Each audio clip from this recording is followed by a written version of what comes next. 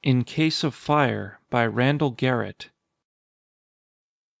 In his office apartment on the top floor of the Terran Embassy building in Osseck City, Bertrand Malloy leafed casually through the dossiers of the four new men who had been assigned to him.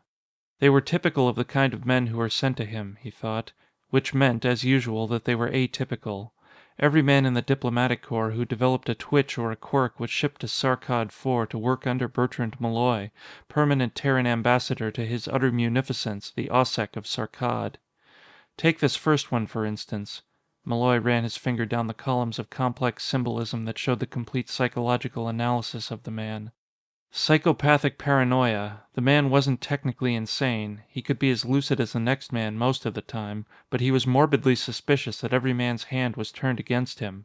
He trusted no one and was perpetually on his guard against imaginary plots and persecutions. Number two suffered from some sort of emotional block that left him continually on the horns of one dilemma or another. He was psychologically incapable of making a decision if he were faced with two or more possible alternatives of any major importance. Number three... Malloy sighed and pushed the dossiers away from him. No two men were alike, and yet there sometimes seemed to be an eternal sameness about all men. He considered himself an individual, for instance, but wasn't the basic similarity there, after all? He was... how old? He glanced at the Earth calendar dial that was automatically correlated with the Sarkadic calendar just above it. 59 this week. 59 years old. And what did he have to show for it besides flabby muscles, sagging skin, a wrinkled face, and gray hair? Well, he had an excellent record in the Corps, if nothing else. One of the top men in his field, and he had his memories of Diane, dead these 10 years, but still beautiful and alive in his recollections. And, he grinned softly to himself, he had Sarkad. He glanced up at the ceiling and mentally allowed his gaze to penetrate it to the blue sky beyond it. Out there was the terrible emptiness of interstellar space, a great yawning infinite chasm capable of swallowing men, ships, planets, suns, and whole galaxies without filling its insatiable void. Malloy closed his eyes. Somewhere out there a war was raging. He didn't even like to think of that, but it was necessary to keep it in mind. Somewhere out there the ships of Earth were ranged against the ships of the alien Karna in the most important war that mankind had yet fought. And, Malloy knew, his own position was not unimportant in that war. He was not in the battle line, nor even in the major production line, but it was necessary to keep the drug supply lines flowing from Sarkad, and that meant keeping on good terms with the Sarkadic government. The Sarkada themselves were humanoid in physical form, if one allowed the term to cover a wide range of differences, but their minds just didn't function along the same lines. For 9 years Bertrand Malloy had been ambassador to Sarkad, and for 9 years no Sarkada had ever seen him. To have shown himself to one of them would have meant instant loss of prestige. To their way of thinking, an important official was aloof. The greater his importance, the greater must be his isolation. The Osseck of Sarkad himself was never seen except by a handful of picked nobles, who themselves were never seen except by their underlings. It was a long, roundabout way of doing business, but it was the only way Sarkad would do any business at all. To violate the rigid social setup of Sarkad would mean the instant closing off of the supply of biochemical products that the Sarkadic laboratories produced from native plants and animals, products that were vitally necessary to Earth's war, and which could be duplicated nowhere else in the known universe. It was Bertrand Malloy's job to keep the production output high and to keep the materiel flowing towards Earth and her allies and outposts. The job would have been a snap cinch in the right circumstances. The Sarkada weren't difficult to get along with. A staff of top-grade men could have handled them without half trying. But Malloy didn't have top-grade men. They couldn't be spared from work that required their total capacity. It's inefficient to waste a man on a job that he can do without half trying, where there are more important jobs that will tax his full output. So Malloy was stuck with the culls. Not the worst ones, of course. There were places in the galaxy that were less important than Sarkad to the war effort. Malloy knew that, no matter what was wrong with a man, as long as he had the mental ability to dress himself and get himself to work, useful work could be found for him. Physical handicaps weren't at all difficult to deal with. A blind man can work very well in the total darkness of an infrared film darkroom. Partial or total losses of limbs can be compensated for in one way or another. The mental disabilities were harder to deal with, but not totally impossible. On a world without liquor, a dipsomaniac could be channeled easily enough, and he'd better not try fermenting his own on Sarkad unless he brought his own yeast, which was impossible in view of the sterilization regulations. But Malloy didn't like to stop at merely thwarting mental quirks. He liked to find places where they were useful. The phone chimed. Malloy flipped it on with a practiced hand. "Malloy here." "Mr. Malloy?" said a careful voice. "A special communication for you has been teletyped in from Earth. Shall I bring it in?" "Bring it in, Miss Drayson." Miss Drayson was a case in point. She was uncommunicative. She liked to gather in information, but she found it difficult to give it up once it was in her possession. Malloy had made her his private secretary. Nothing, but nothing, got out of Malloy's office without his direct order. It had taken Malloy a long time to get it into Miss Drayson's head that it was perfectly all right, even desirable, for her to keep secrets from everyone except Malloy. She came in through the door, a rather handsome woman in her middle 30s, clutching a sheaf of papers in her right hand as though someone might at any instant snatch it from her before she could turn it over to Malloy. She laid them carefully on the desk. "If anything else comes in, I'll let you know immediately, sir," she said. "Will there be anything else?" Malloy let her stand there while he picked up the communique. She wanted to know what his reaction was going to be. It didn't matter because no one would ever find out from her what he had done unless she was ordered to tell someone. He read the first paragraph, and his eyes widened involuntarily. "Armistice," he said in a low whisper. "There's a chance that the war may be over." "Yes, sir," said Miss Drayson in a hushed voice. Malloy read the whole thing through, fighting to keep his emotions in check. Miss Drayson stood there calmly, her face a mask, her emotions were a secret. Finally, Malloy looked up. "I'll let you know as soon as I reach a decision, Miss Drayson. I think I hardly need to say that no news of this is to leave this office." "Of course not, sir." Malloy watched her go out the door without actually seeing her. The war was over, at least for a while. He looked down at the papers again. The Karna, slowly being beaten back on every front, were suing for peace. They wanted an armistice conference, immediately. Earth was willing. Interstellar war is too costly to allow it to continue any longer than necessary, and this one had been going on for more than 13 years now. Peace was necessary, but not peace at any price. The trouble was that the Karna had a reputation for losing wars and winning at the peace table. They were clever, persuasive talkers. They could twist a disadvantage to an advantage and make their own strengths look like weaknesses. If they won the armistice, they'd be able to retrench and rearm, and the war would break out again within a few years. Now, at this point in time, they could be beaten. They could be forced to allow supervision of the production potential, forced to disarm, rendered impotent. But if the armistice went to their own advantage... Already they had taken the offensive in the matter of the peace talks. They had sent a full delegation to Sarkad V, the next planet out from the Sarkad sun, a chilly world inhabited only by low-intelligence animals. The Karna considered this to be fully neutral territory, and Earth couldn't argue the point very well. In addition, they demanded that the conference begin in 3 days, terrestrial time. The trouble was that interstellar communication beams travel a devil of a lot faster than ships. It would take more than a week for the Earth government to get a vessel to Sarkad V. Earth had been caught unprepared for an armistice. They objected.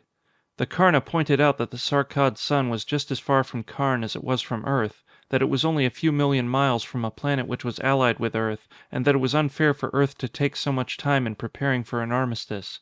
Why hadn't Earth been prepared? Did they intend to fight to the utter destruction of Karn?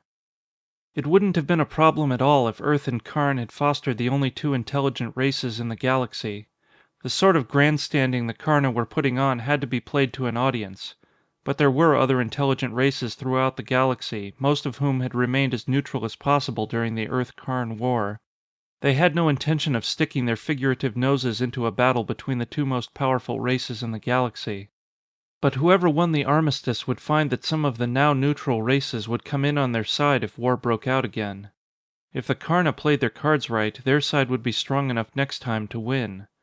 So Earth had to get a delegation to meet with the Karna representatives within the 3-day limit or lose what might be a vital point in the negotiations. And that was where Bertrand Malloy came in. He had been appointed Minister and Plenipotentiary Extraordinary to the Earth-Karn Peace Conference. He looked up at the ceiling again. "What can I do?" he said softly. On the second day after the arrival of the communique, Malloy made his decision. He flipped on his intercom and said, "Miss Drayson, get hold of James Norden and Kylan Brainick. I want to see them both immediately. Send Norden in first, and tell Brainick to wait." "Yes, sir." "And keep the recorder on. You can file the tape later." "Yes, sir." Malloy knew the woman would listen in on the intercom anyway, and it was better to give her permission to do so. James Norden was tall, broad-shouldered, and 38. His hair was graying at the temples, and his handsome face looked cool and efficient. Malloy waved him to a seat. "Norden, I have a job for you. It's probably one of the most important jobs you'll ever have in your life. It can mean big things for you, promotion and prestige if you do it well." Norden nodded slowly. "Yes, sir." Malloy explained the problem of the Karna peace talks. "We need a man who can outthink them," Malloy finished. "And judging from your record, I think you're that man. It involves risk, of course. If you make the wrong decisions, your name will be mud back on Earth. But I don't think there's much chance of that, really. Do you want to handle small-time operations all your life? Of course not. You'll be leaving within an hour for Sarkad 5. Norden nodded again. "Yes, sir, certainly. Am I to go alone?" "No," said Malloy. "I'm sending an assistant with you, a man named Kylan Brainick. Ever heard of him?" Norden shook his head. "Not that I recall, Mr. Malloy. Should I have?" "Not necessarily. He's a pretty shrewd operator, though. He knows a lot about interstellar law, and he's capable of spotting a trap a mile away. You'll be in charge, of course, but I want you to pay special attention to his advice." "I will, sir," Norden said gratefully. "A man like that can be useful." "Right. Now you go into the anteroom over there. I prepared a summary of the situation and you'll have to study it and get it into your head before the ship leaves. That isn't much time, but it's the Karna who are doing the pushing, not us." As soon as Norden had left, Malloy said softly, "Send in Brainick, Miss Drayson."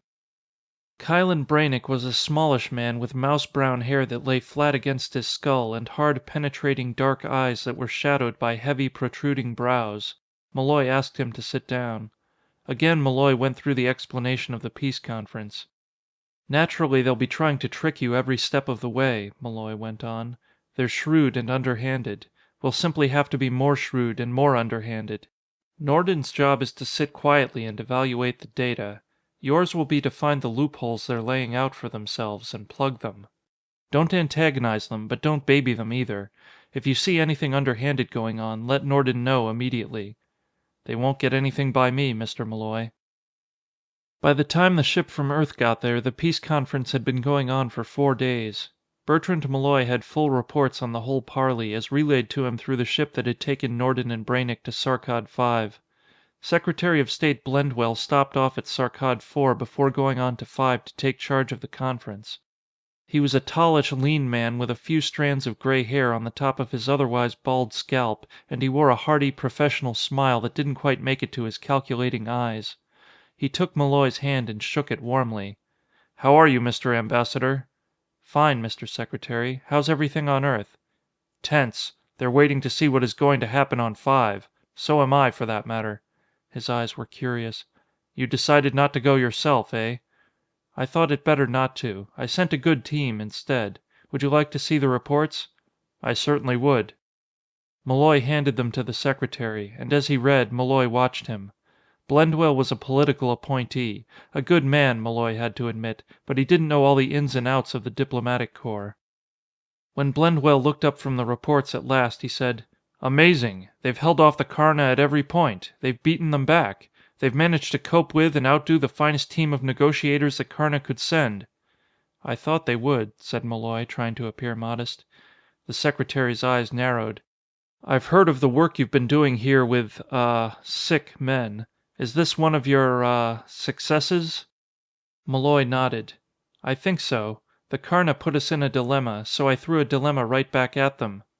"How do you mean?" "Norden had a mental block against making decisions. If he took a girl out on a date, he'd have trouble making up his mind whether to kiss her or not until she made up his mind for him, one way or the other. He's that kind of guy. Until he's presented with one, single, clear decision which admits of no alternatives, he can't move at all. As you can see, the Karna tried to give us several choices on each point, and they were all rigged. Until they backed down to a single point and proved that it wasn't rigged, Norden couldn't possibly make up his mind. I drummed into him how important this was, and the more importance there is attached to his decisions, the more incapable he becomes of making them."